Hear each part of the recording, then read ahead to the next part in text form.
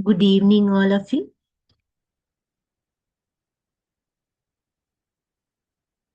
Good Good evening, evening. ma'am. Right.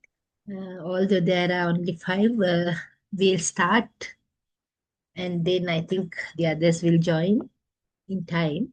Then it's our sixth lesson under pedagogical psychology. So, uh, during the last five sessions, I will just summarize what we did for your convenience. So, first one in the first lesson, we discussed about it was an introduction to educational psychology, and we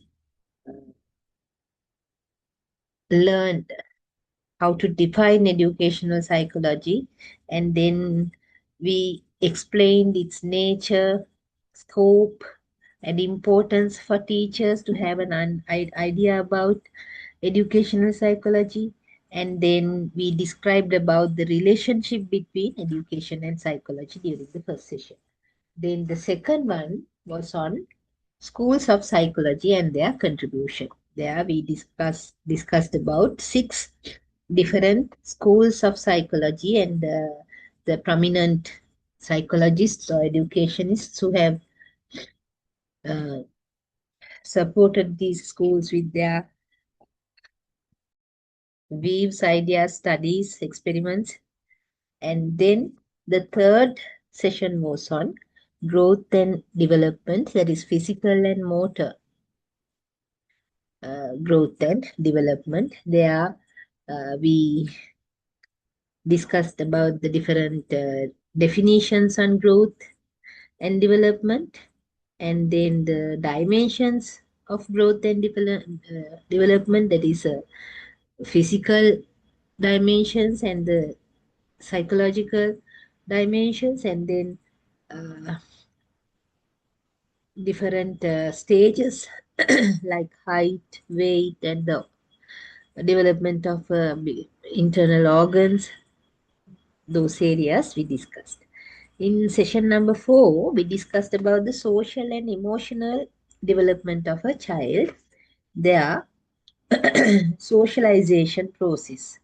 We discussed within the family uh, content or school, and how they develop with the peer groups and the stages of social development. Preschool, at the preschool, how they are socialized, and at elementary schools and during the adolescence period, how they are socialized. Those areas we discussed.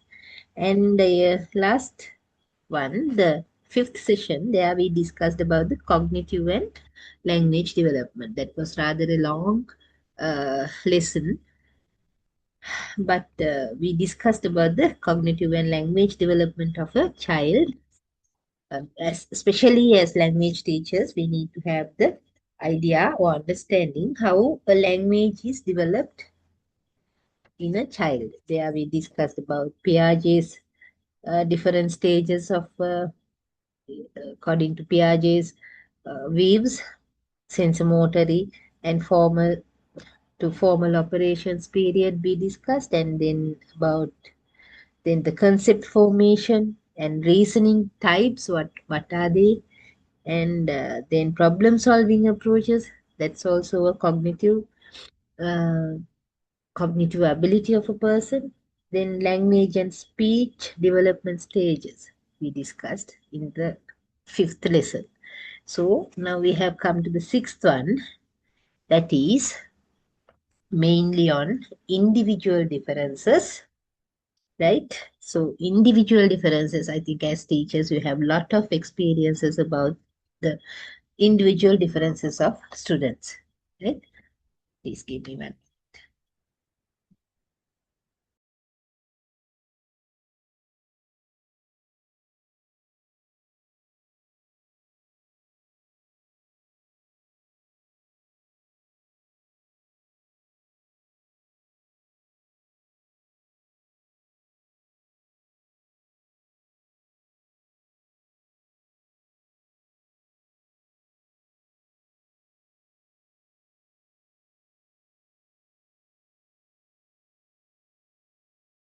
Sorry for the disturbance. So, uh, you know, children, they are different from each other under various aspects, right? The physical development, their, the height, weight, color of eyes, right?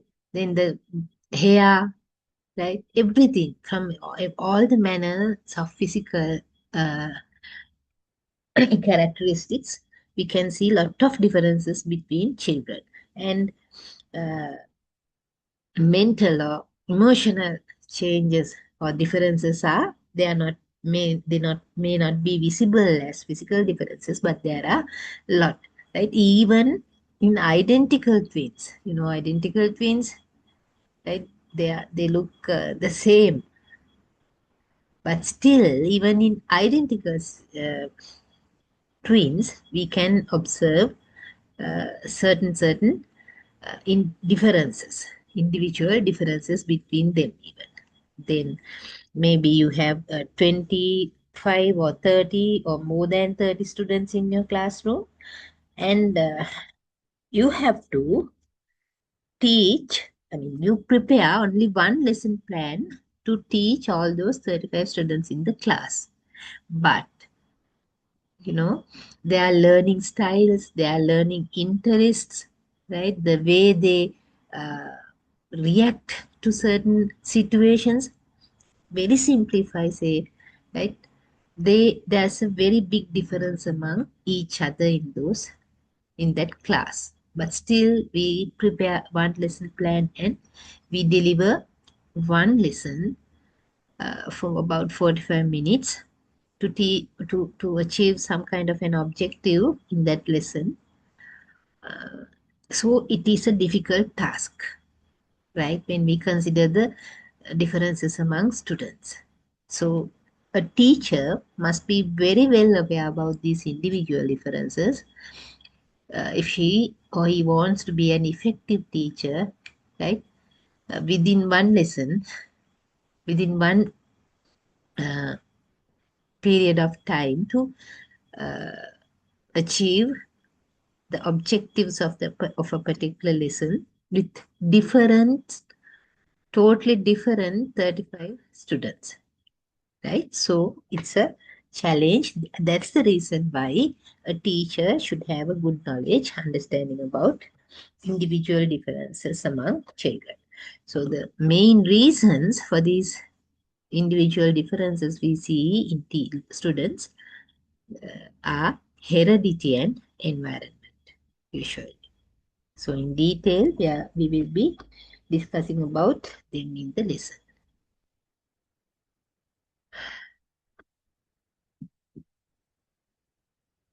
So individual differences, there are the factors affecting individual differences mainly are hereditary factors and environmental factors. So there's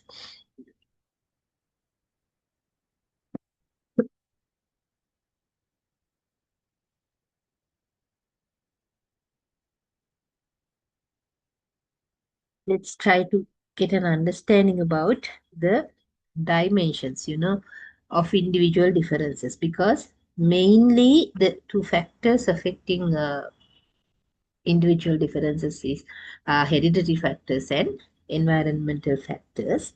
Heredity of of a person, of a child, is contained, in the seed, the like a seed. It's like a seed, while environment comprises factors like sunlight, soil, temperature, and traditions, customs, rights, right? So philosophy, literature, everything.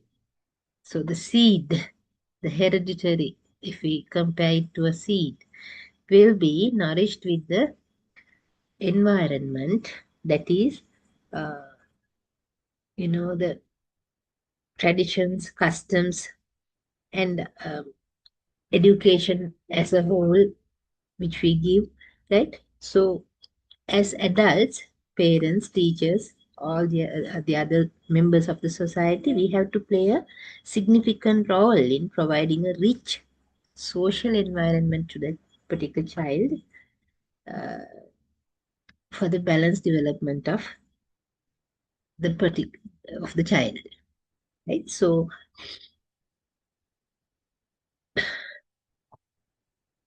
dimensions of individual differences are there are mainly two types: psychological differences and physical differences. The main types of individual differences: psychological and physical differences. That's what I was talking so long. So psychological differences, right, are emotional differences, intelligence, readiness, and curiosity and eagerness to learn.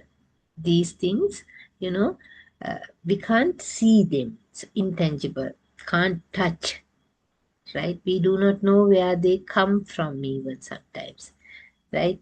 So there's a big argument among scientists whether the mind or the place where we think, where is it, where it is located, in the brain or in the heart. So, right, these things are directly related to those. So, psychological differences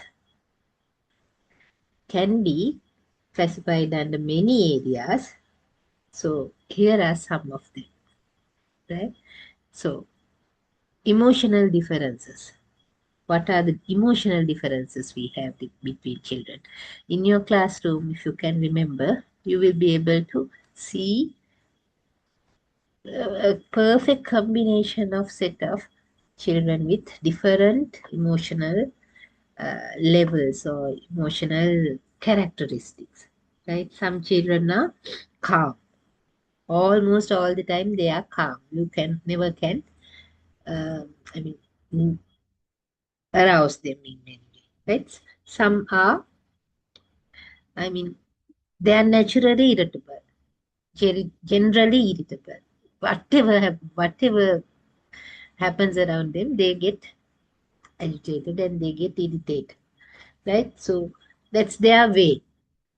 And some are very peaceful, right? Calm, quiet, peaceful, and some become angry very easily. They get angry and they can't even control themselves. And so these differences in personality characteristics, right? That also ranges from the very uh, slight to extreme levels, right? Some children show these different characteristics in a slight manner, and some goes to extremes, right? Even I can see I saw a video sharing yesterday at the end of O-level examinations. Some children in a school fighting over something, right? So sometimes they go to extremes. So these behavioral differences, they react to certain situations in a different manner usually. So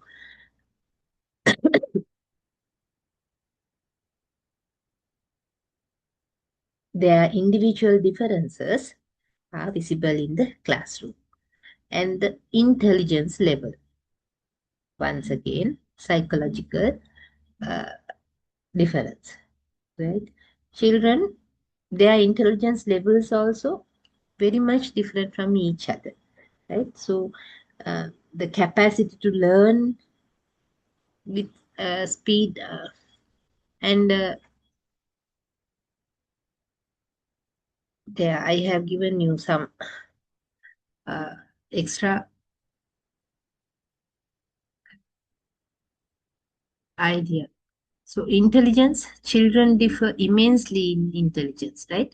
So intelligence is the capacity to learn with speed and accuracy, right? In some children, we see that they are learning The speed is slow. We sometimes call them slow learners also. Slow learners also can be categorized because of the reason for the slow learning may be some kind of a deformity. Sometimes we see yeah, the normally perfectly normal children also, they have some differences in their speed and accuracy in learning. And then the capacity to solve problems. Once again, the they mature at different levels.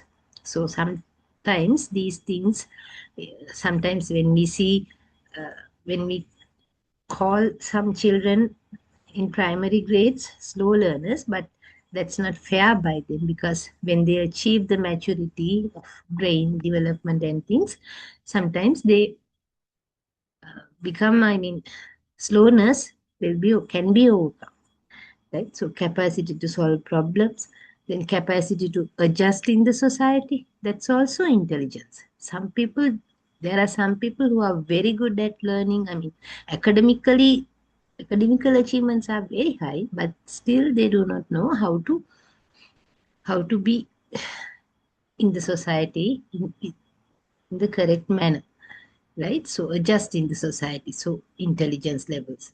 So these mental abilities are classified by Terman, an education, it's psychologist, onto basis of intelligence quotient, IQ. You know this term, right? We uh, use it as a measurement of intelligence, right? So those who are genius, the people we call genius, right? Usually their IQ level, uh, IQ range is 140 and above. There's a uh, way of measuring this IQ level. And then superior people, children, right? A little below than genius people. They are between 140 to 110. And normal students, normal children, they are between 110 and 90. Okay, dull, right? Dull, I mean, a little below than normal level, between 90 and 80. The borderline mentally deficient, they can. The little, I mean, they are almost kind of a mental deficiencies there in their intelligence. So between 80 and 70, feeble-minded, that is not, I mean, very low in their intelligence level, below 70. So performance. Uh, Actually, the performance of teachers uh, as a person and a student largely depends upon the intelligence he possesses. Therefore, intelligence, uh, knowledge about intelligence levels of students, different students, is also very crucial for a teacher. So, testing these intellectual abilities, it leads to discover that intelligence continues to increase from birth till it reaches a peak about the middle of adolescence, right? It continuously develops. That's why, so we usually deal with the children in early childhood stages to adolescence period in our education system once again. So that's why we have to be very knowledgeable about these things, because their intelligence levels continuously develop during that period. So then the third dimension of psychological differences is readiness. Sorry, readiness for learning, right? That is also different from child to child, right? Or not all children are at the same stage of readiness for learning when they enter school, or when they are promoted to the next class, or even when a new topic or unit is to be introduced in the subject. Once again, this is very crucial when they are in the primary grades. Parents are very keen on their child's education during the primary classes, especially mothers. They like to compare their children with the other children, right? So when they come to class, even for my meeting or to meet teacher, just say, right, they are not keen about the achievements of their child, but about the achievements of the other child, other children in the class, right? Because they compare. So uh, that's very, I mean, bad, or that's incorrect. An incorrect way of dealing with children, because especially at primary grades, their intelligence levels might differ because of the due to the maturity levels of their intellectual abilities and the readiness for learning, right? So as teachers, you have to deal correctly with the parents, especially mothers, because otherwise they might actually harm the child uh, by unnecessary comparison between children. Even teachers, we sometimes there are teachers also doing the same thing, and that's not the correct way, because their readiness for learning is different from child to child. It be due to many reasons. Maybe the interest, right? Interest to learning, right? Maybe due to psychological problems, right? Maybe due to the learning style, right? Children have different learning styles. If the style is not correctly understood, recognized by the teacher, right, we cannot actually cater the needs of the child. Then, through our lesson, then what happens is, if the child, let's say, he's a kinesthetic learner, but the teacher never gives any hands-on activities. She has not planned anything of that kind in the lesson, and the child just have to listen to the teacher and look at or see things are explained on the board or anything. Those two are good for visual learners and auditory learners, but very ineffective for a kinesthetic learner. So their readiness or interest to learn cannot be, I mean, that goes down. So readiness for learning is different. Then the fourth one, curiosity and eagerness to learn. Considerable differences can be detected in the degree of curiosity and eagerness that students display. In previous lessons also, I have described how important this curiosity is for a child to be a good learner. If there is no curiosity in him, then I mean, as children, they do not know they do not learn to uh, pass examinations and to get uh, to achieve high professional levels in life. When they are in primary and secondary, early secondary grades, they don't have any such notion in their education. Right? They come to school and they learn something because of this curiosity and eagerness. And if they have high curiosity, right, they question things, they try to explore things, experiment things, right? That's a good habit, that good way, good quality actually. So there are considerable differences within the in the degree of curiosity and eagerness. So that's another individual difference we can see in children. Then the experience of success, right? So it is observed The children with the history of early success persist in their efforts to succeed further. So, this might be different. We have seen some, let's say, as an example, if you take this scholarship examination, uh, those who have passed scholarship examination with very high marks, sometimes we have seen they are very successful in their later academic achievements also. Sometimes they are not that.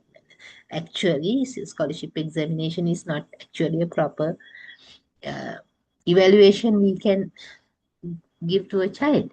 But somehow, so when they have done well in this history, that might be a foundation for the successful success in future also. Then attention span of children. Once again, totally different from one child to the other. The way they pay attention. These things I think you all have experienced, first-hand experiences in your classrooms, right? Difference in the attention span or the length of time for which a child can pay attention, right, continuously to one activity is also responsible for the difference in the level of academic and other performances. There are some children who are very good at paying attention, especially girls. They can keep the attention on one thing for a long time, but boys, there are some exceptional cases. Generally, if we say the boys, they can't, I mean, they don't they can't pay attention to one thing for a very long time. If the teacher explains something uh, lengthily without using any visual aid or making or putting children into kind of activities, then the attention on the child on the lesson will be less.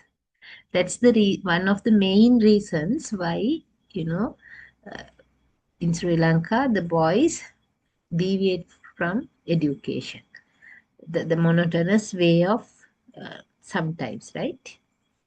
Methodology the teachers use in the classroom is also a reason because they can't stay still for a long time, especially the boys in 7, 8, 9, 10, right? That stormy period of life, early adolescence, they can't with their physical development, the inner the hormone changes in the body due to those reasons they can't keep attention for a long time. So that's also a big uh, individual difference. Then academic performance. All these children are taught by the same teachers, right? By the same, using same methods, they show different levels of performances, right? Maybe these things, curiosity, experience, attention span, and readiness to learn, they also can be a reason for that somehow. The academic performance, the support they get from the family or the parents, right? Uh, the classroom environment, whether it is satisfactory to the child or not, the attitude of teacher and the other the fellow students in the classroom, maybe though they can be reasons. So their academic performances also differ from each other. Then differences in abilities, attitudes, and traits, right? Wide variations have been observed among children in the field of creative abilities, especially special aptitudes and personality traits. Once again, heredity and the environment of the child are main reasons for these differences in abilities and attitudes. And then difference in achievements, once again, very different from each other. through achievement tests, it has been found that children differ in their achievement abilities. That's also a visible difference. Then differences in social behavior, right? Uh, in the same class, we can see very different social behaviors among children.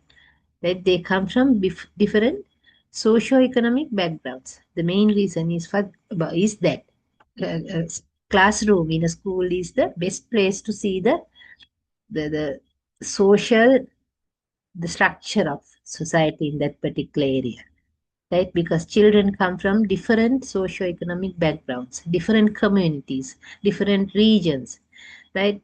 And their religion, their practices, their customs, the attitudes of them about the life, right?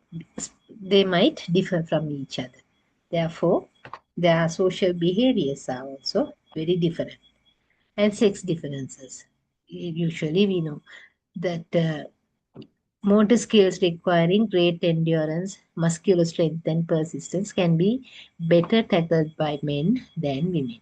So, there's a difference between uh, children in these sex differences are also there.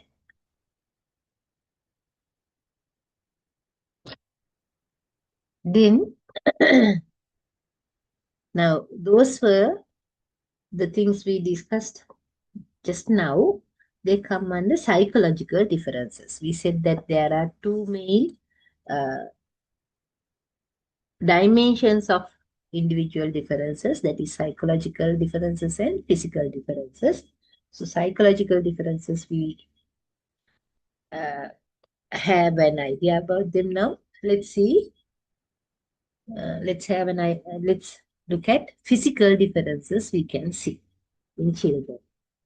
So differences in chronological age differences, right?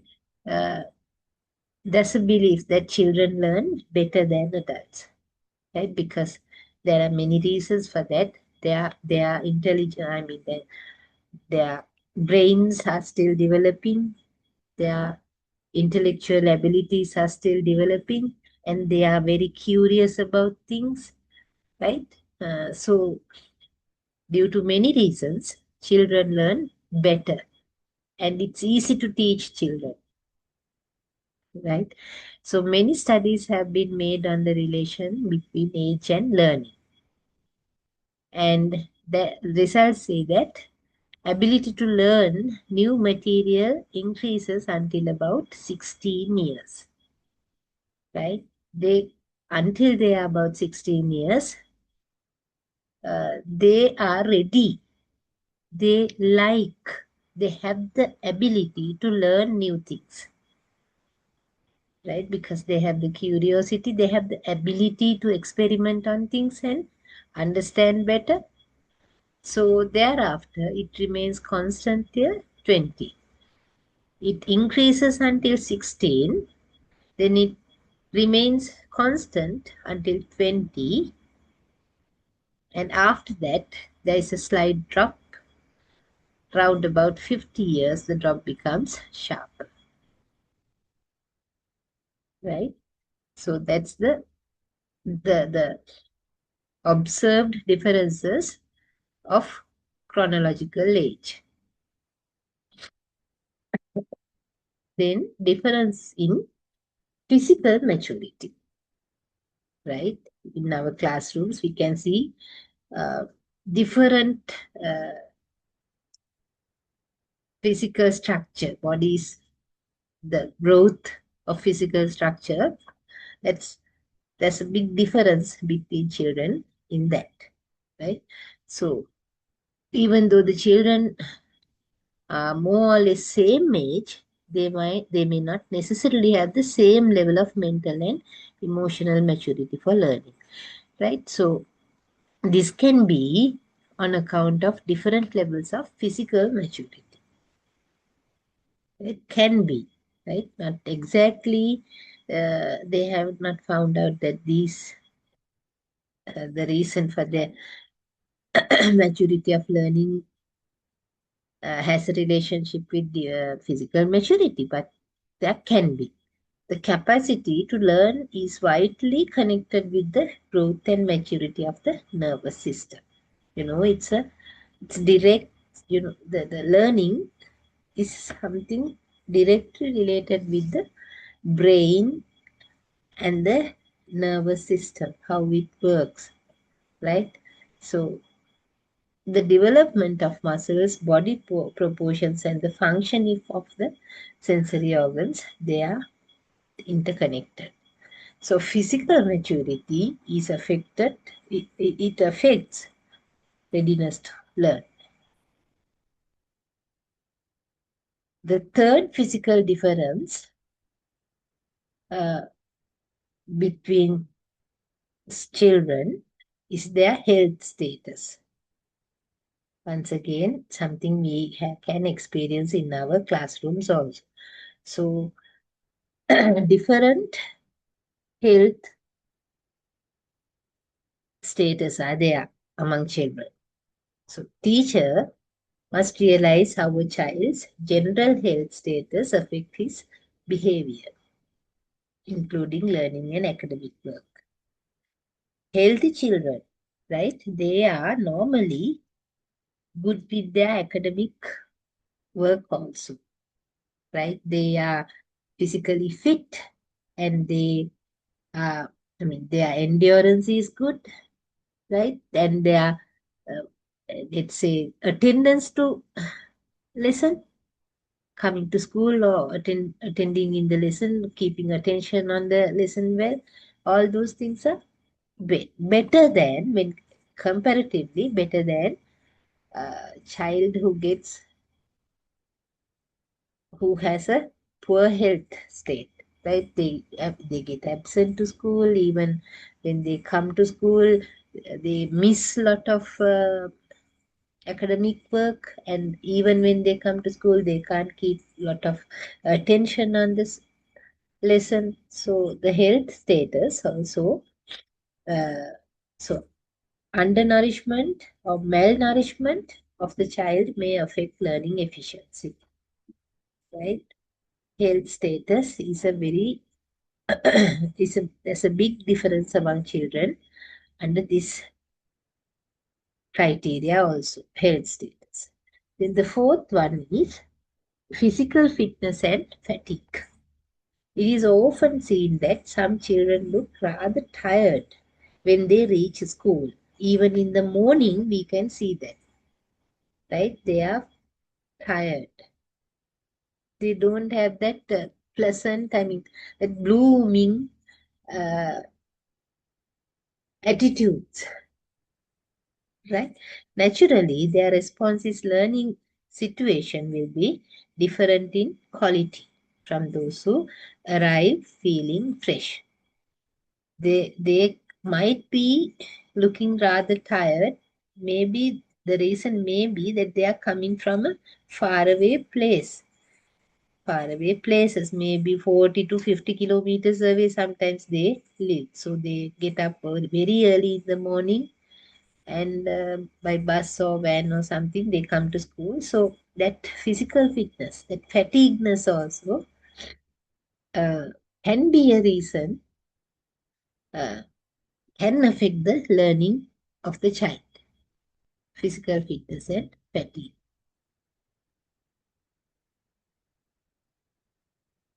Then differences in appearance, right? The body, the build of the body, that also might influence the self-concept of a child, right? On account of the expectations of adults and other children. Usually, a tall boy may be chosen as leader by classmates. You know, in the class, some children are outstanding in their looks, which are perceived to be good. Others are ordinary, right? Many are ordinary. Some are good looking, in your classrooms also. You must have seen such. Few are plain, and one or two border on ugliness also. We never say these things with children, but as adults, we have to understand that there are these differences in appearance among children, right? That also affect their learning in many ways. These differences in looks do affect interrelationships among the pupils as well as between pupils and teachers. The good looking children, usually they get a high position in the peer groups, while the others somewhat less sometimes, right?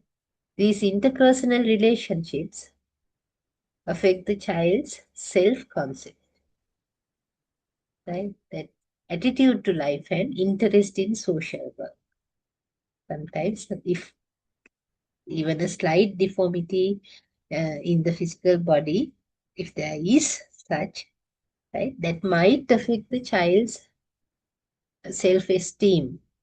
He might feel a little down towards his self-esteem. Therefore, and teachers might highlight other strong points of children to build their confidence and to lay the foundation of a healthy life. So teachers, they have to have a good understanding about these situations, and uh, actually teachers can build their confidence because uh, all these are just one trait or characteristic of uh, individual differences. So one for negative point can be the positive point of some other thing in his learning situations. So then those are the uh, physical, psychological, and physical differences we can see among children.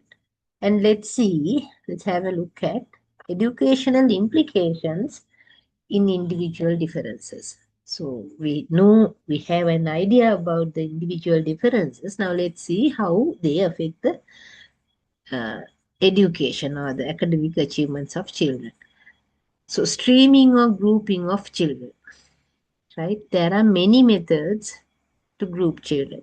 As language teachers, we know some schools divide students of the same age into classes, and each class is further divided into different sections so that the number of students taught together is reasonably manageable, right? And some different methods of teaching learning are followed in different sections. Some psychologists oppose homogeneous grouping.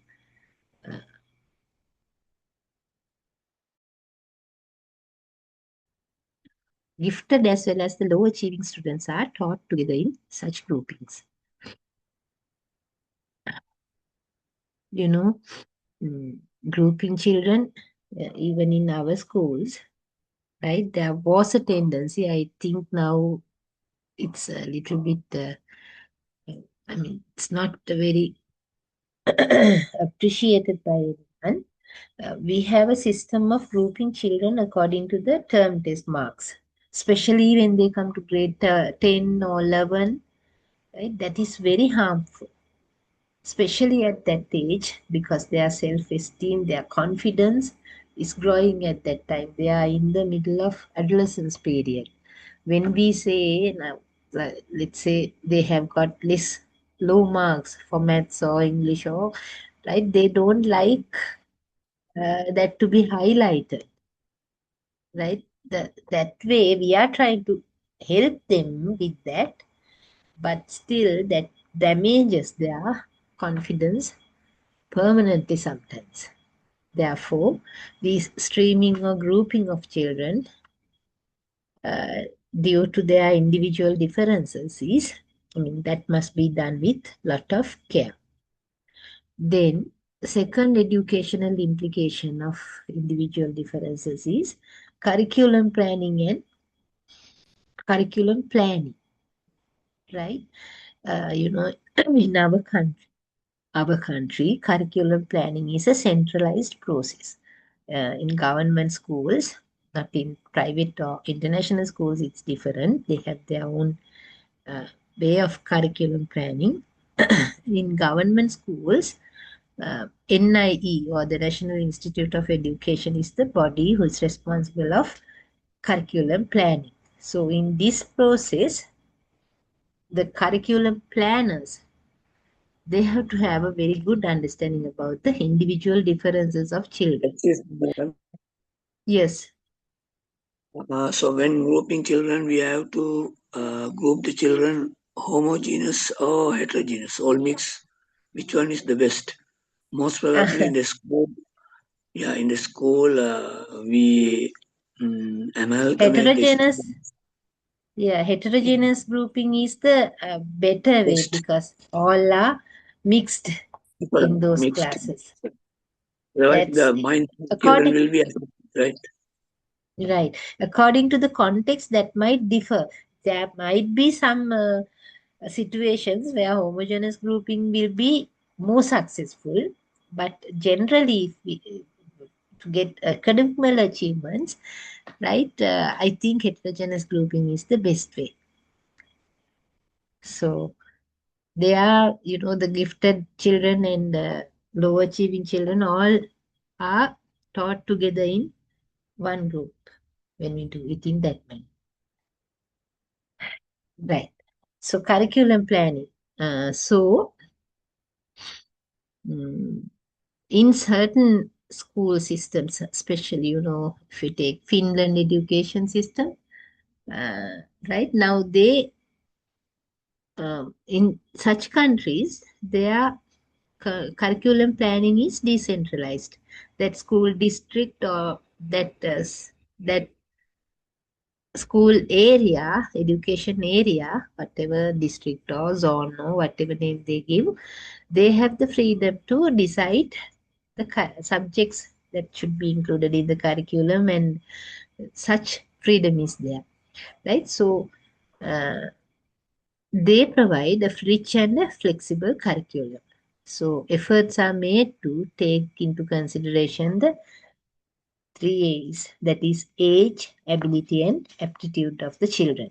If we also had that freedom, that would have been better. But in our system, it's different. We have a centralized one, but still, uh, when we at least when we distribute or when we teach the content that is given in the curriculum, that subject teaching and things, we have to consider the age, ability, and aptitude of the children.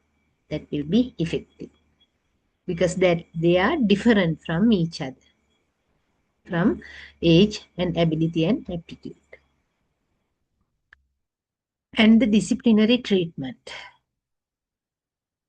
through in the educational process, right? Circumstances might happen that uh, some children, they go through when they go through the journey of life, their background and ethics may infer that they demand or need disciplinary treatment. Especially, that is also something very common in our school, I mean, the government school systems, right? Uh, they need kind of a disciplinary treatment, not punishment, right? Treatment, right? To put them into right track, kind of. Uh, Sometimes maybe counseling processes, sometimes different learning situations can must be organized for them, like that. Disciplinary treatments also must be there due to their individual differences. Then methods of teaching, the methodology, the pedagogy we use in the classroom uh, also can be uh, differentiated according to the individual differences of children. The learning and other experiences of children who come from backward homes are usually limited, Backward homes mean the parents' educational level, their economic ability, uh, the social status, right? So their learning academic achievement levels might be limited, while methods of teaching should be adopted which may broaden their outlook. And gifted children learn very rapidly. We discussed about gifted children in a previous lesson also. Therefore, they need to be provided with more opportunities to explore, right? Remedial teaching should be adopted in the case of weak students. These things we usually practice in our classrooms also as different methods of teaching according to different characteristics, individual differences of children. Then guidance, right? Uh, Guidance is not confined to the selection of subjects, schools, vacations. So not only like that, right? Uh, we have usually in our school system, we are very keen on vocational guidance for students, right? When they come to grade 9, we start this vocational guidance program. That's also very, very good and that should happen to provide a better idea to children on what their abilities are and what type of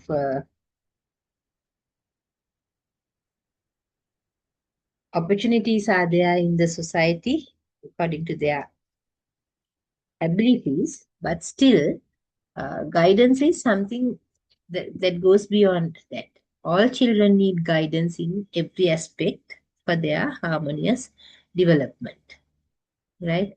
Not only achieve educational achievements, but to develop as a person with a balanced personality, they have to be guided properly by through the education system. So they need guidance in fields such as recreational, moral, and religious, social adjustments, cultural pursuits, physical development. That's why we in the school curriculum we not only uh, focus on educational achievement, but there are a lot of co-curricular activities, extracurricular activities to guide them through through these areas in the life: recreational, moral, religious, social, and physical development. Right. So there are 6 types of guidance. Mm, I will just tell you the names uh, without much explanation because almost 1 hour passed. So educational guidance should begin as soon as a child enters the school and should continue till he leaves and even after that.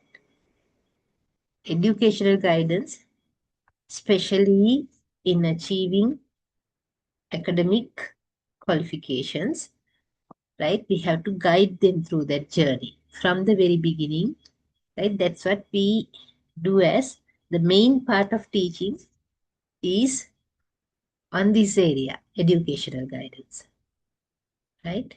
So that actually happens to a certain extent in every school context. Then health guidance, another very important area. Parents adopt an indifferent attitude towards the health of their children, right? Responsibility of looking after the health of the child falls upon teacher sometimes, right? Uh, Actually, there are a lot of experiences, certain things, not the general health. Actually, teachers they have recognize certain illnesses of children. There are a lot of instances, experiences, examples for such situations, right? Especially these visionary problems of children, auditory problems of children, right? They are recognized usually by the teacher generally, because child, when they're at home with parents, right? There's only one child, and children, the parents, right? They cannot compare him with some other one. The behavior of the child or the different yes, the behaviors of the child cannot be compared. But a teacher, she has, I mean, more than 30 students in her class, and when one child behaves differently, teacher can observe it better. Right? The visionary problem, sometimes children, they can't see properly. They have a problem with their uh, sight. Sometimes they can't hear well, right? Kind of some deficiency with their hearing organs. Sometimes some children can't, I mean, even stand properly. So lot of such instances are there where teachers have played a crucial role in the child's life in health guidance. And then social guidance. Schools must train students to participate effectively and harmoniously in the affairs of the social group to which they belong. Right? That's why we organize a lot of co-curricular, extracurricular events at schools. Big match, sports meet, uh, um, okay, concerts, right? Then other associations, then different a lot of club work and educational trips, field visits. Lot of events are organized. They are mainly to support their social guidance, right? When they work in a group, participate in things as groups, they learn a lot of, they socialize themselves well. Then recreational guidance. A rich program of the school's co-curricular activities provide opportunities to the students to use their leisure profitably. A lot of club work, society work, sports, right? Especially sports, they are the recreational guidance we usually provide. Then ethical guidance. Lack of guidance at home necessitates that the school should cultivate moral and spiritual values among the students. Right? So in schools, we celebrate many religious events, right? According to the area, I mean, maybe relig- religious activities on Buddhism or then Islamic or Christianity, whatever, right? So we celebrate them at school level to give this moral and spiritual values for the students. That's also very necessary. The best way of doing this is to provide opportunities to the students through which they practice the various virtues that are required to be cultivated in them. And then gender related guidance, another different type of guidance we can provide. They need, children need different sexes, and the needs of the different sexes that should be properly attended to. The boys and girls, from the very early childhood, there's a difference. Their needs are different, right? Their attitude, their uh, ability to uh, participate in things, endurance, right? The physical fitness, all those things are different from the girls and boys. There's a big difference between them. So they should be helped to select appropriate courses suiting their sex, right? According to their gender, they must be supported to select the most appropriate things. So the differences. General guidelines. Next subtopic. General guidelines for meeting the needs of individual differences. So how can, as a school education system, how can we help to meet the needs of individual differences at school level, especially? The school program administration and management should be made flexible enough to allow for adjustment to individual differences. So, everything that is organized by the school, there must be that flexibility to allow the adjustment of individual differences of children, right? Teaching learning process, or extracurricular activities, or other events that are organized by the school, that flexibility must be there to cater the needs of individuals according to their differences. Then a wide range of experiences to pupils should be provided in the school, right? As we discussed earlier, everything that we organize in the school is to give them experiences. Give me 1 minute, please.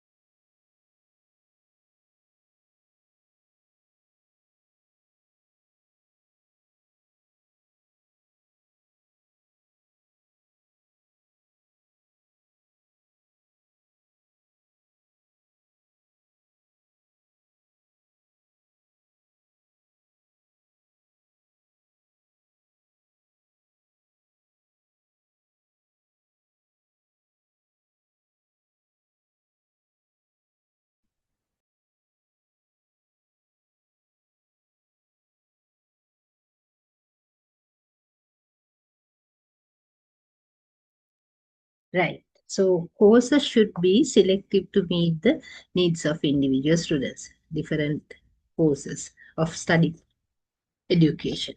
Then school programs should take into account the needs of those students who are not likely to go to college, as well as those who are would join college, I mean the university, the uh, different levels of educational achievements, right?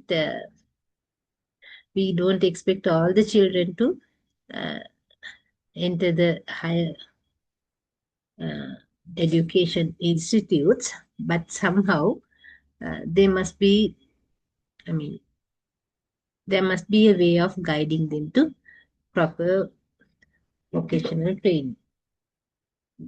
Then opportunities for acquiring manual and mechanical skills should be provided to students. That's the that's why we organize a lot of sports activities and other extracurricular activities at schools.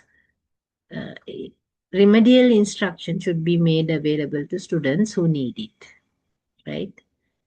We sometimes select set of children, and in every level, from primary to A level classes, we see remedial education programs organized.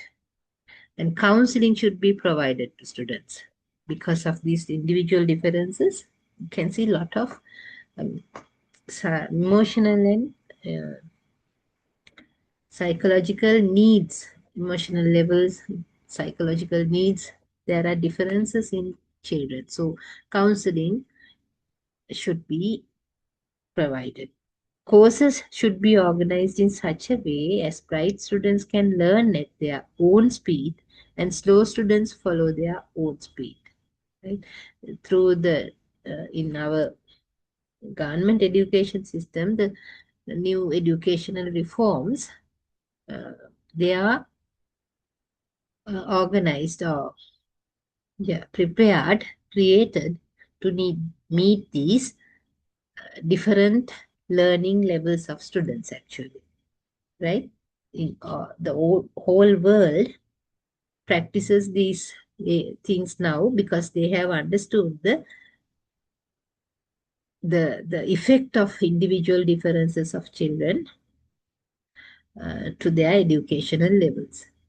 Then guidance regarding co-curricular activities should be provided. Then outlets for the release of children's tensions through provision of plays in the form of drama, games, sports, and a variety of other self-expressive and creative activities should be provided. Very essential, because through them, participating in these things, right, drama, games, sports, and other events, that helps them to release the tension, right?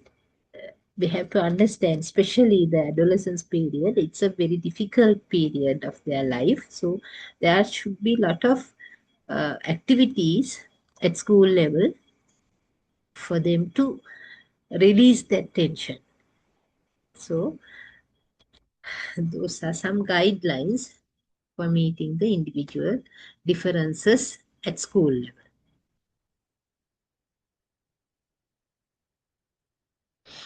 Then we come to now we have an understanding about uh, individual differences, the meaning of the term, and how psychological and physical differences, what are the psychological and physical differences we can see in individuals, and how to uh, tackle them correctly as adults. So then now we were talking about individual differences and how heredity and environment as the main factors for these individual differences, how they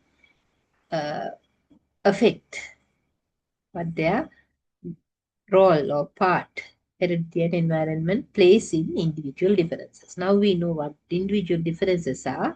Let's see how heredity and environment, especially heredity, influences individual differences. Right? So scholars have viewed the influence of heredity and environment on the development of an individual differently. So different scholars, educationists, psychologists, they have identified this heredity and environment in different manners, right?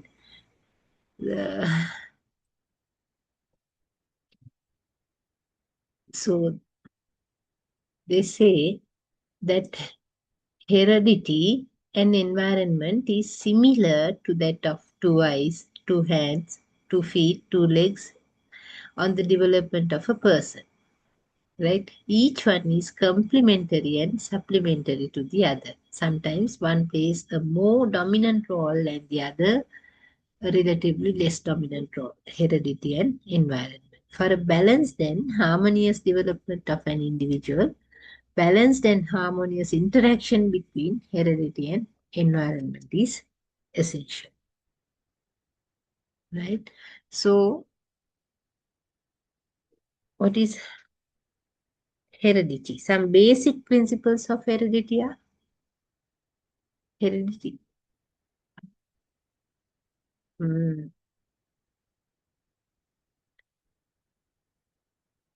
Black colored parents generally have black children, tall parents, tall children, bright parents, bright children, like tens and big, right? So,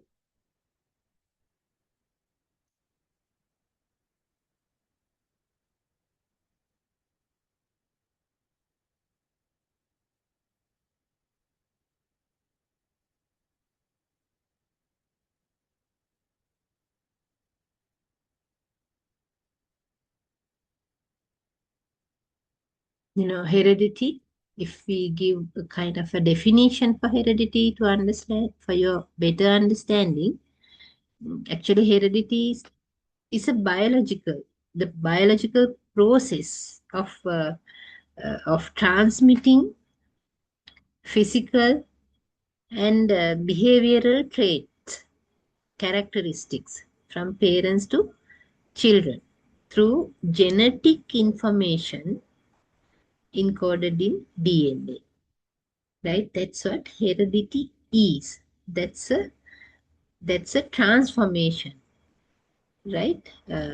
Or transmission from parents to children, the biological and physical and behavioral patterns, right? It is done through genetic information that is encoded in DNA, right? So, some of the basic principles of heredity are like this: like tends to beget like. That is, as an example, black colored parents generally have black children in that manner, right? Then principle of variance.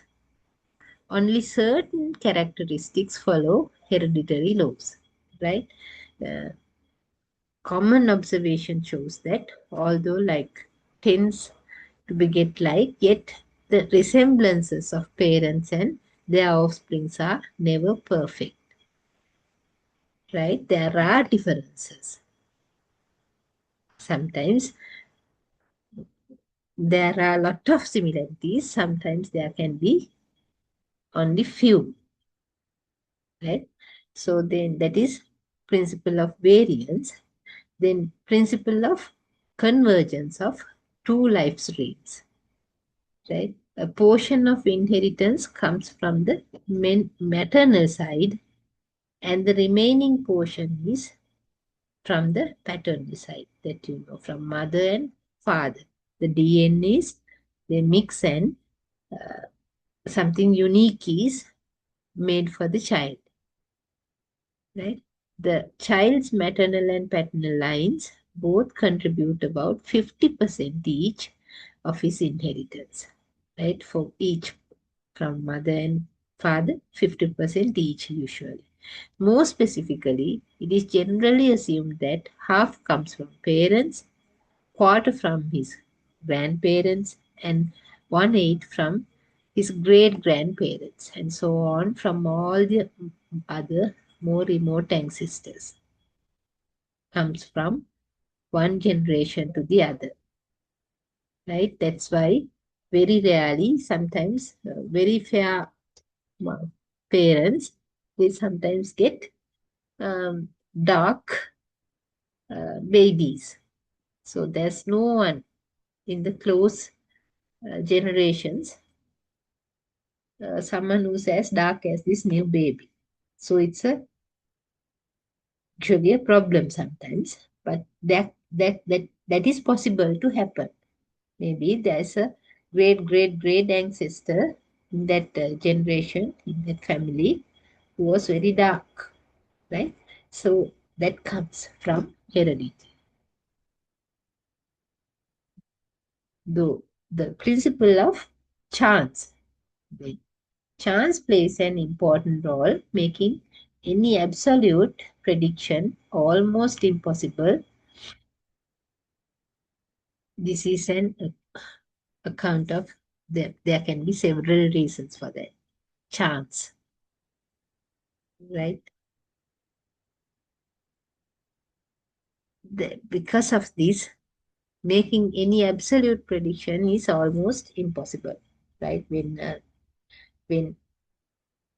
a child, when a lady is expecting a baby, we can't exactly say that now this uh, your newborn child also will be exactly the same as his sibling, the elder brother or sister, right? So chance is there. That might make big differences.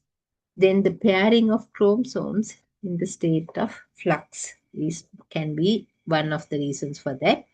Then cell to which the set of maternal or paternal chromosomes goes during the reduction division may be another reason.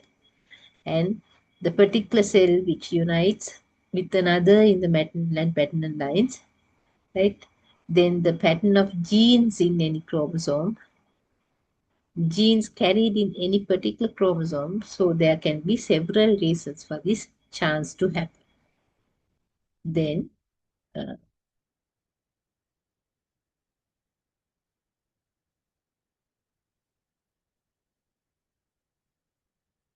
now the fifth principle is principle of dominant and recessive traits or characteristics, right? Dominant and recessive.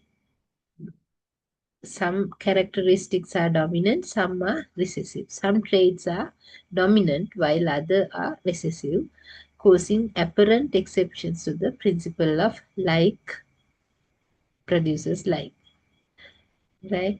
The union of the best characteristics of the father with the best characteristics of the mother produces talented children,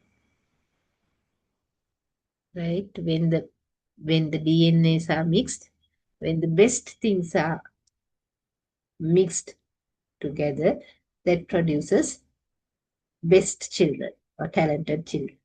A talented father and mother must be the offspring of the best combination of the determinants in the germ cells of his or her parents. But such gifted parents may carry on the determinants of genes which are average. Right? Even the brightest parents, sometimes there are some chances for them to produce a child with average or low level intelligence sometimes, right? So dominant and recessive traits, we can't say exactly that bright or yes, bright parents always they get bright children. There can be exceptions due to this principle of dominant and recessive characteristics.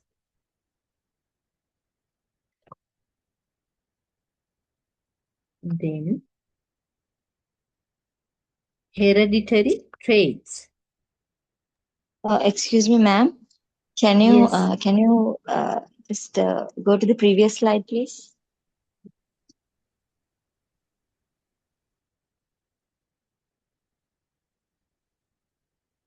Okay, ma'am. Thank you so much.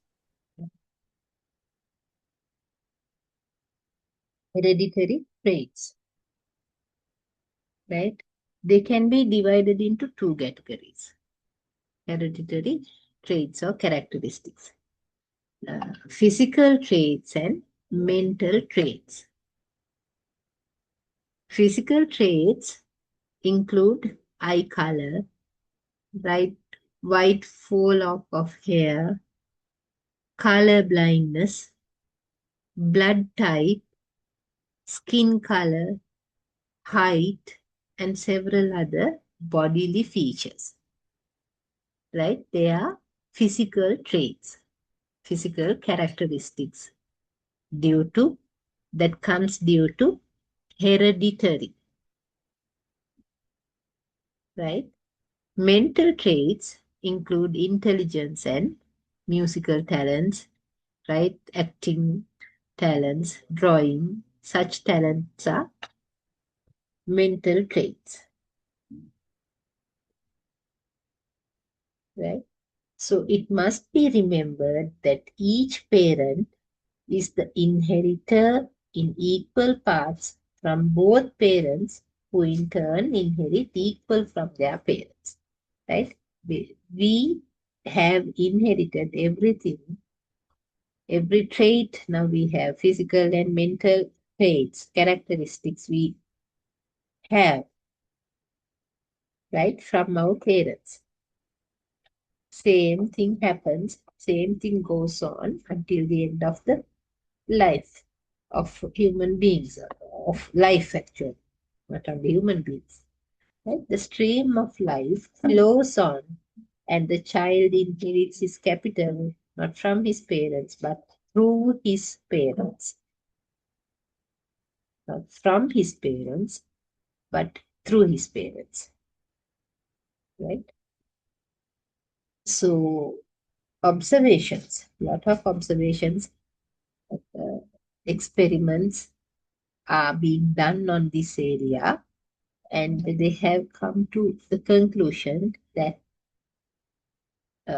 obs- the presence of some sort of determinants in the human life, right, producing cell which determine even before birth certain traits of the individual, right?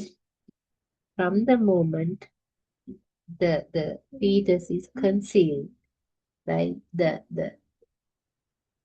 height, right, the color of eyes, um, their blood type, intelligence levels, all are being defined, right? Even before the birth, everything is decided and uh, usually cannot be changed.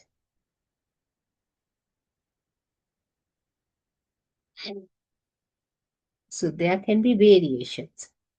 Variations are also an account of the chance factor. We said as a hereditary principle, we discussed about chance. So there can be. It is purely by chance that a particular sperm fuses with a particular ovum to form a zygote.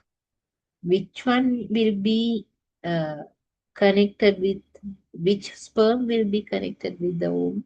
It's to form the zygote. It's merely chance, right? Moreover, in zygote, there are 23 pairs of chromosomes that you know, and 23 of which are contributed by the sperm of the father and 23 by the mother. So altogether there are 46.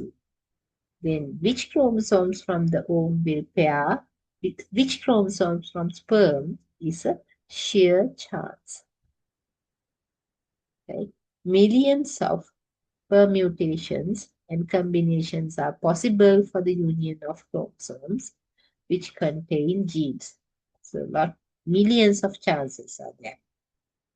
So that explains why no two individuals are perfectly identical.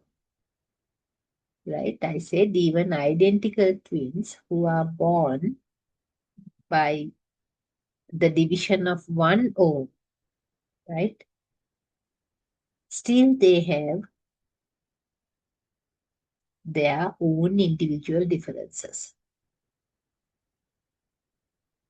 The traits of the ancestors, besides those of immediate parents, are also transmitted to the offspring through their genes. So not only the father and mother, the present father and mother, even the traits of ancestors might be uh, transmitted to the child or the baby fetus through these genes. That's how uh, children with blue eyes sometimes they are born, right? When there's no one in the near generations who has possessed blue eyes, but still when they go down to the ancestor lines, we'll be able to find someone with blue eyes.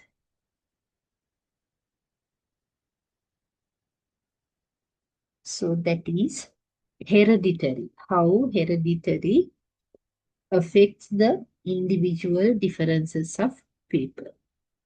Then the next area or the next factor for individual differences is the environment. In simple terms, environment means the society, the fields of society, and even the whole world. Environment can be that, right? Environmental influences which act upon the organism at earlier stages of development, before and after birth, right? Before birth also, environment greatly affect the child, right? When the mother expecting mother is carefully looked after and very well nourished, and when her mental and emotional conditions are kept in healthy position, the child, the baby who is born is healthy and, socially, they have a lot of positive qualities. When comparing with a mother, an expecting mother who was not very well nourished, who had to work very hard, who was the mental condition during the pregnancy was not kept that high, So her child might be affected by the uh, difficulties she might have gone through the pregnancy period. So environment affects the child even before birth. That's what I wanted to make you think. So before birth and after birth. After birth, definitely the environment has a very big effect on the child's development, physical and mental development.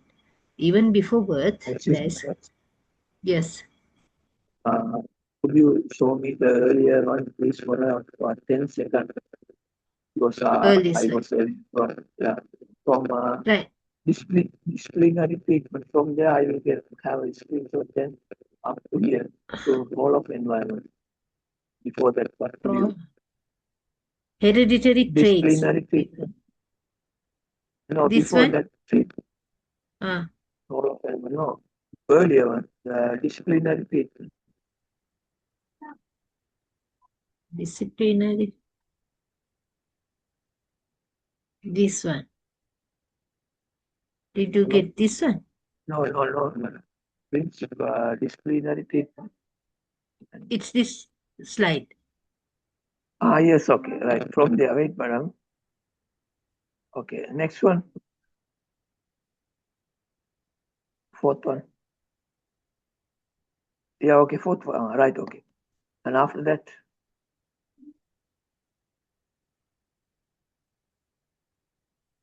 educational guidance, okay. And role of heredity, right, okay. Role of heredity, right, madam. Okay, Right. next one. Yeah, okay. This, okay, next one. This is the one we were discussing.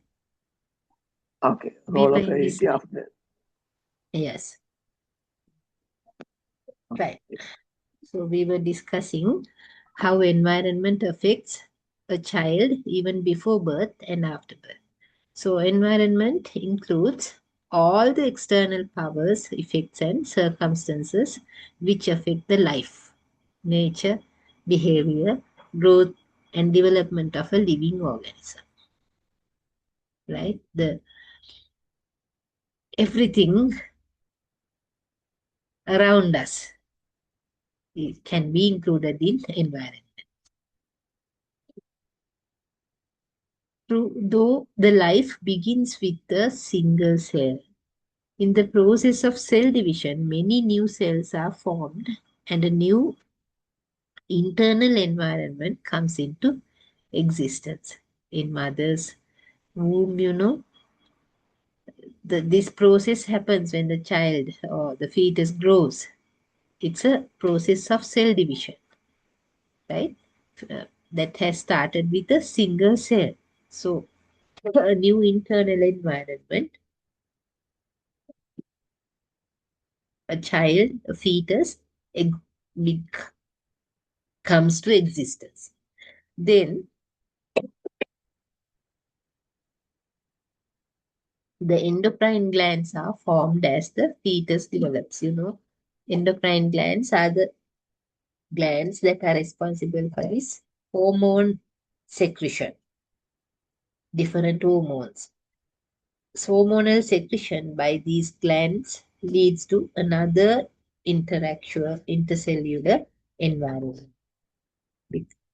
Then Amniotic fluids surrounds the growing embryo in the uterus, which creates another environment, right? In the the embryo is growing in the uterus.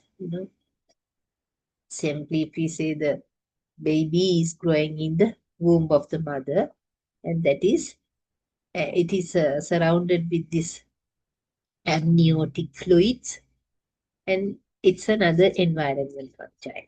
Then umbilical cord connects the fetus to the mother through which it gets nourishment. That I think you all are aware about these biological things, basics. Then the psychological state of the mother, such as overexcitement and depression, may also have a damaging effect on the child. Even though the child is still inside the uterus womb of the mother's condition, mental condition, physical condition, emotional condition, everything affects, may be damaging effects on the child. Right.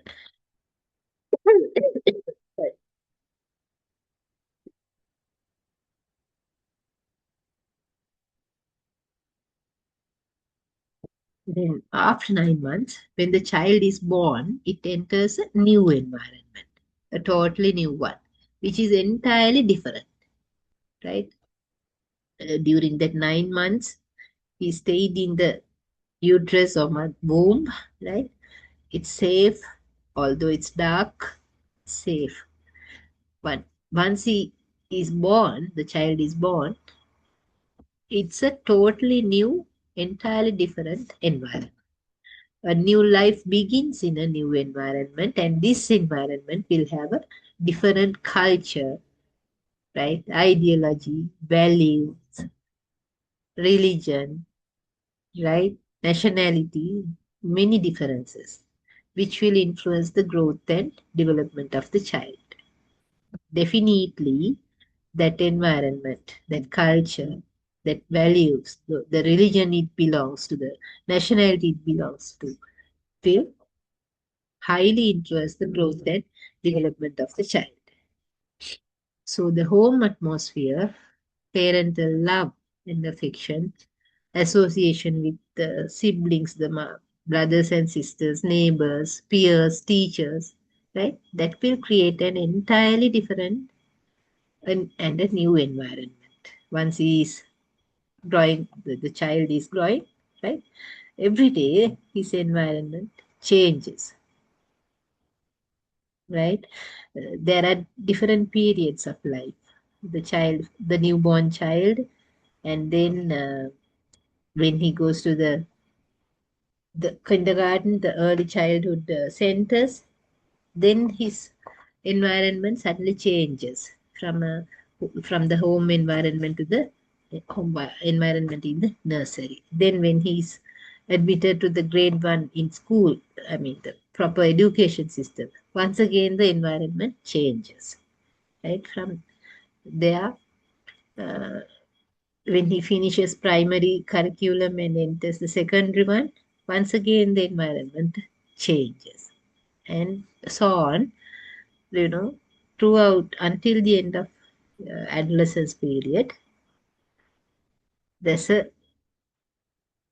different environmental changes from one to the other constantly happens in his life. So this is known as the social environment. Right? The personality of the child is influenced by all these social factors. Definitely, he will be growing. He will be grown up according to the differences in these social environments he has to go through in different periods of his life. Then supporters of heredity says that environment cannot change a goat into a dog, right? Environment cannot change a goat into a dog. On the other hand, environmentalists, right, uh, when they argue on the reasons of individual differences, environmentalists say that the development of a plant Only seed is not important, but also environment like sunlight, manure, water also have a very big effect upon the growth of that plant. Right? So various studies carried out on both fields, heredity and environment. What is most effective Excuse on me, madam. individual differences? Excuse Yes. me, madam. The environment can't change a goat into a dog means that, however, for a human being, if one human being is adapted to the environment, however, whatever he does, he will become as a human being. Is that so? Yeah, So no, there may no. be his mind may be corrupted, or sometimes he might have misbehavior and all these bad behavior, and etiquette is not so good. However, he is a human being, but there may be a lot of different types of qualities can be inculcated in his mind. But the environment, however, the environment can't make a goat into a dog. Is Mm. that so? Yeah, However, human being is kind a of human that. being, right?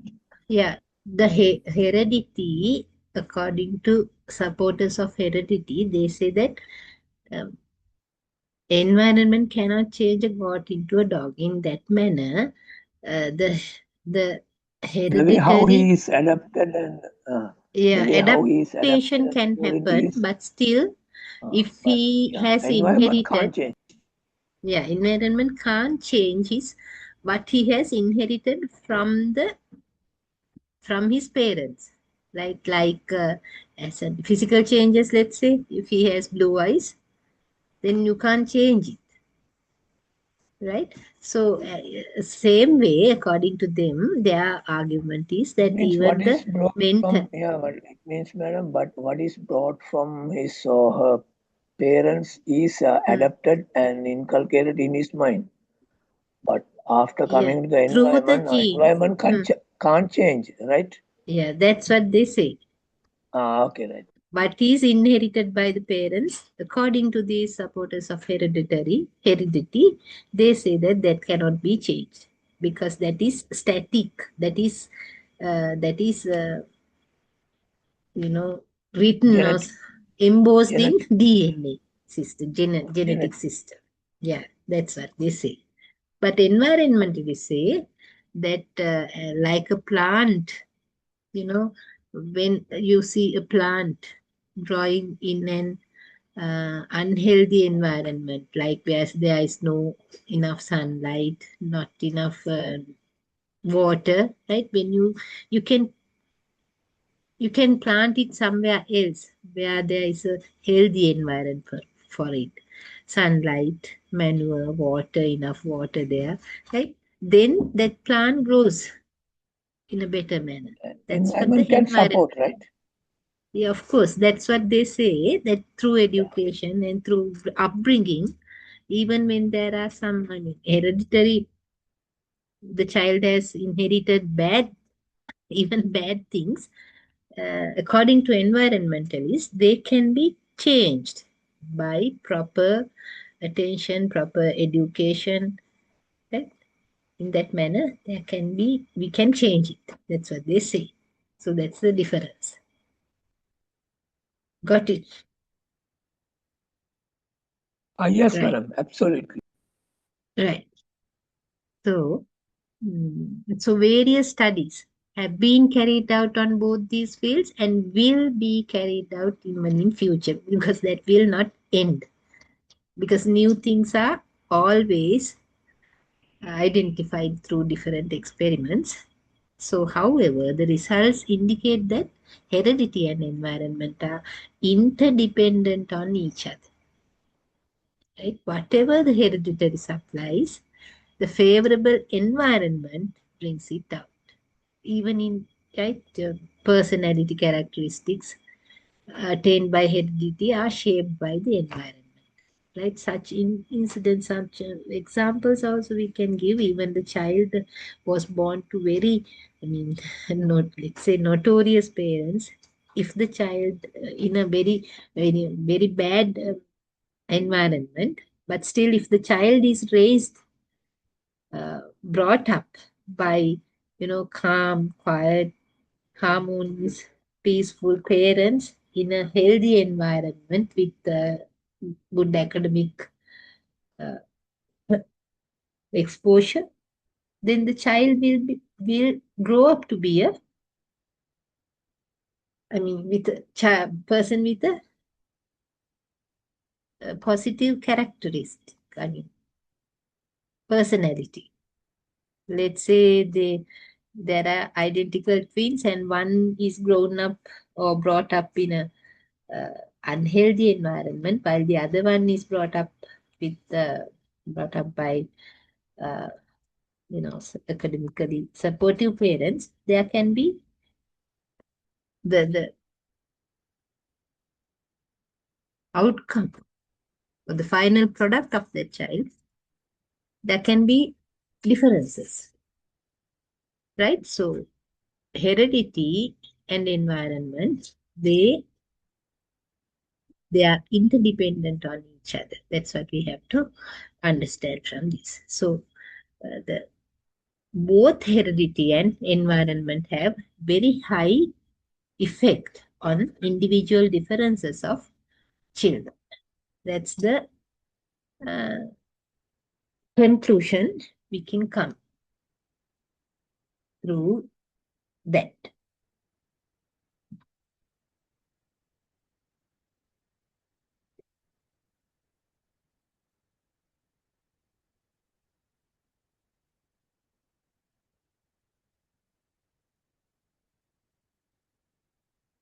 So if we can summarize what we have learned throughout this lesson, that was a lengthy lesson actually. Cognitive and language development, heredity, and the physical development, and then uh, social and emotional development, and cognitive and language development, and the reasons for these differences, individual differences, heredity and environment. 4 lessons. If we summarize it, right? Physical development of the child is important both for individual and social development. Physical development is very crucial for individual and social development, right? And physical growth and development uh, refers to process which bring uh, bodily and psychological changes, right? Internal and external changes. So a teacher can play a vital role in the social development of the child, and teacher can exert a great influence upon the development of personality of the child, right? So that's the summary we can give on this lesson. And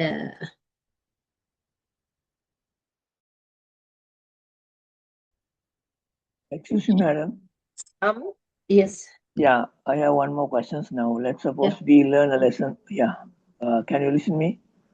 I can hear Okay. you.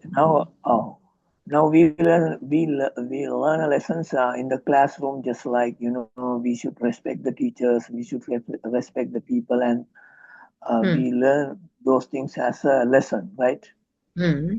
After that, we one person is entitled to a good environment. Let's suppose in a Europe country. So they are in a book we learn the respect should be given to the people, and etiquette should be there. All these things done by going to an Europe. So that culture and the environment is totally different. So when a person is entitled or enters the environment of that country, so the environment shows, an environment teaches the man how to respect. Now, in a book, we learn this lesson. we learn as a lesson when we go to the environment shows that environment can shape the man. First-hand So experience is can be given. yeah, is that so? Also, can we say like that? Yes. No, Now, what we learn is in the book and in the mind. So mm, after enter the environment teaches us, shows us what we learn in the book has become practical. yes, that's correct. That culture, right now, now in this lesson, in this particular lesson, we were discussing about the uh, reasons for individual differences, right? The heredity and environment. So, what you say is totally correct right now. The example I gave earlier, let's imagine identical twins were born to a mother, and one Yes, was madam. adopted by uh, European parents, and the other one was uh, raised by the parents, and because of the uh, poor or the economical conditions were not that satisfactory, they have led the child to be grown to be adopted by the European parents, right? So one child, these are identical twins, right? One child is born, is raised in a European environment, and the other one in Sri Lanka, let's say, in a less economically low level environment. And So, embarrassed. yeah. Then the two, let just imagine about their future, how they will grow up, right? So that's what we say, that heredity has a very big influence on individual differences, right? The the way they learn, their physical, their mental conditions, their intellectual powers, and environment also has a big effect. Uh, the difference of the environment might be uh, can be exposed by the way the child behaves as an adult, right? So different dimensions, right? Both heredity and environment have a very big effect upon the uh, individual differences the children show. So, some questions that can be asked from this lesson, not only the lesson we did today, but the previous three lessons. So, right? Uh, what are the dimensions? Some short answer questions, right? Dimensions of physical growth and development that take place in an organism. What are the three aspects of instinctive behavior? We have discussed about these things in the previous three lessons, right? Not only today's one. So, uh,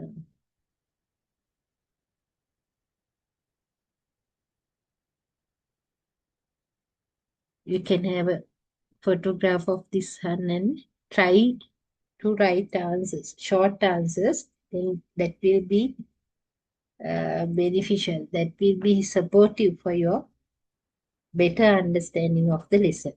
Then there can be long answer questions too. Uh,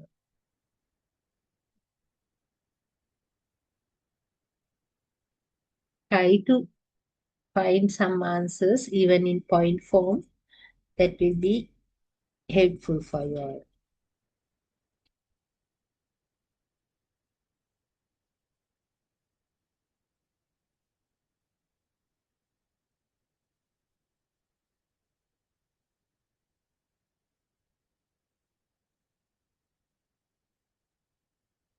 So from that is the end of that unit, growth. That is growth of children. So in that one, under that unit, we discussed about growth and development,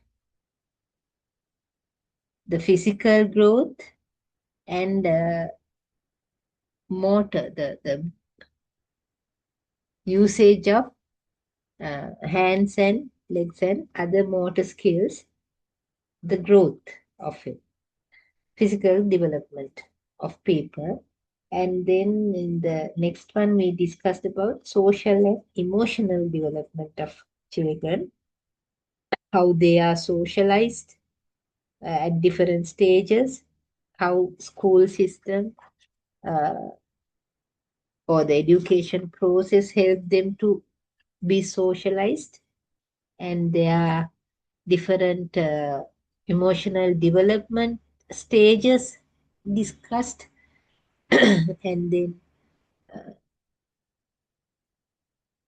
classroom strategies we can use for emotional balance also we discussed, and cognitive and language development, and the reasons for individual differences we observe in children. Those were that is unit number 2 we have completed at the end of the 6th lesson. So next lesson we have to discuss creativity and intelligence. The next unit will be creativity and intelligence. That's also a very important part of educational psychology. So next day, maybe next week, we'll be able to start the 7th lesson, that is creativity and intelligence. If you have any question, even when you write answers to these short answer questions or long answer questions, uh, bring them next for the next lesson, and we'll discuss if you have anything you need to clarify better. Right, then I'll wind up the session for today, and most probably we'll be able to meet next week again for the 7th lesson. Then thank you very much for participating actively. I wish you all Thank you very much, good ma'am. night. Thank you very much, Thank you ma'am. very much. Good night, ma'am. Good night. Thank you very much. Good night. Good night. Thank you, madam. Good night, ma'am.